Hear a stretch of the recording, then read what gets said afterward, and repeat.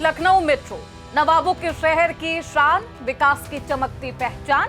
लेकिन क्या आप जानते हैं कि जिस मेट्रो में आप सफर कर रहे हैं उसके ट्रैक के नीचे अरबों के घोटाले हैं, अनियमितताओं की गहरी खाई है।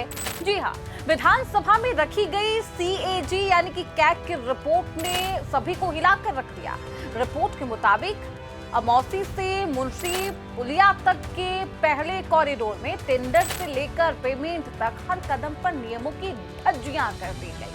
आज इस वीडियो में हम आपको बताएंगे कि अरबों के प्रोजेक्ट की उन फाइलों में क्या कुछ खुलासे थे जिन्हें अब तक छिपाया गया। सबसे चौंकाने वाला खुलासा, लखनऊ मेट्रो के ओरिजिनल प्लान यानी DPR में 22 स्टेशन मंजूर हुए थे। महानगर स्टेशन को यात्रियों की संख्या के लिहाज से दूसरा सबसे अहम स्टेशन माना गया, लेकिन बिना केंद्र या राज्य सरकार के मंजूरी के मेट्रो प्रशासन ने चुपचाप इस स्टेशन को ही नक्शे से गायब कर दिया।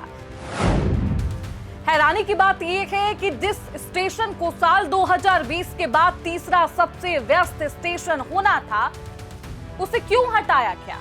इसका जवाब किसी के पास नहीं। नतीजा, आज लखनऊ मेट्रो अपने अनुमानित यात्रियों का 10% भी हासिल नहीं कर पा रही।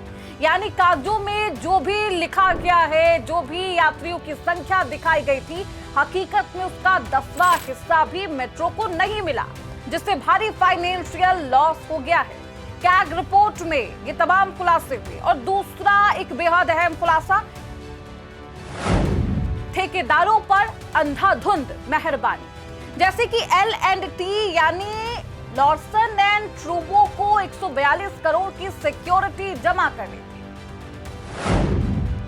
लेकिन अधिकारियों ने सिर्फ 67 करोड़ में ही काम शुरू करवा दिया। इतना ही नहीं, जो मशीनें ठेकेदार के पास पहले से ही थी उनके नाम पर भी घोटाला किया गया, उनके नाम पर भी एडवांस पेमेंट लिए गए।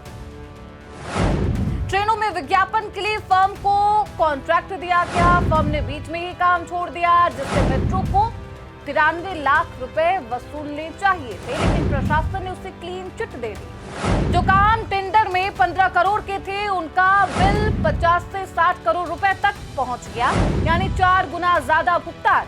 आखिर पैसा किसकी जेब में गया? बात सिर्फ पैसों की नहीं है, प्रोसेस की भी है, प्रक्रियाओं की भी है। 541 करोड़ के एक टेंडर में 5 कंपनियां टेक्निकल बिड में पास हुई, लेकिन मेट्रो अफसरों ने मनमाने ढंग से एक कंपनी गैमन इंडिया को बाहर कर दिया। कैग ने कहा कि अगर कंपनी में कमी थी तो उसे पहले ही बाहर क्यों नहीं किया गया? फाइनेंशियल बिड के वक्त उसे हटाना सेटिंग की तरफ इशारा करता है। इतना ही नहीं, सिक्योरिटी के मोर्चे पर भी खेल हुआ। देखिए, सिक्योरिटी को बिना किसी ओपन टेंडर के सीधे काम दे दिया गया।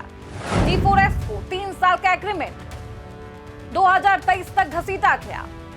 क्या लखनऊ मेट्रो की सुरक्षा जैसे संवेदनशील काम के लिए खुली प्रतिस्पर्धा जरूरी नहीं थी?